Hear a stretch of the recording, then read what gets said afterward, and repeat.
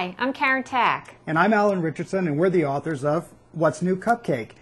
Cupcaking techniques using snacks and candies, treats straight from the grocery store to make amazing cupcakes. Yep, and today we're going to make bake sale pies. Oh, that sounds like fun. Well, how do we get started? Well, to start with, we've got our favorite canned vanilla frosting. We're tinting it that pie crust color, which I'm just using a little bit of cocoa powder and a little bit of yellow food coloring. Spread just a little bit on top of our cupcake, vanilla cupcake, whatever flavor cupcake you like. And this is going to act as the glue. To make our fruit pies, we start out with any solid hard candy. So I'm going to make one using red Jelly Belly jelly beans, all one color. So you take the top of your cupcake and you just place the candy any direction. The more they tumble around on top of each other, the more fun it is. You cover the entire top to make sure that the frosting underneath is covered. No bald spots. No bald spots, not like me. And you just keep moving until the entire thing is covered. Okay, so we're ready for the lattice. You're going to go ahead and make some more pies. I'll work on some blueberry pies. Okay. Okay. For this, I'm placing my cupcake up a little higher so I don't have to bend over it so much. So I'm just taking my can of frosting.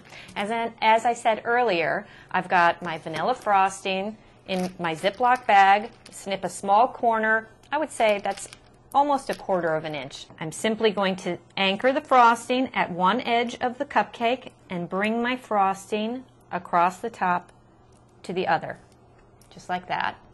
And then I'll do about 2 or 3 more lines on either side of that center line with more frosting to make my first layer of lattice. Now, it's interesting while Karen does this, watch how she anchors the frosting, lifts the line up in the air and lets it fly across the top and drops it down again. We call that the flying line technique, and it's a great way to get a straight line and your frosting doesn't break while you're doing it. That's right.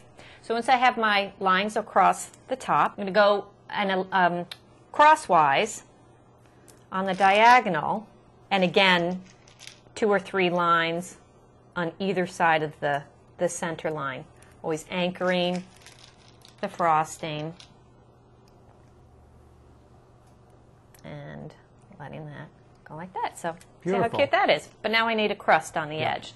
And for that, that's a simple piping. I'm piping a dollop and pulling back. We call this the beading technique because you're creating beads of frosting and pulling. I'm doing that all the way around the edge. These are great for bake sale events, fundraisers for your school, or picnics, 4th of July, right? A lot of fun. So happy cupcaking!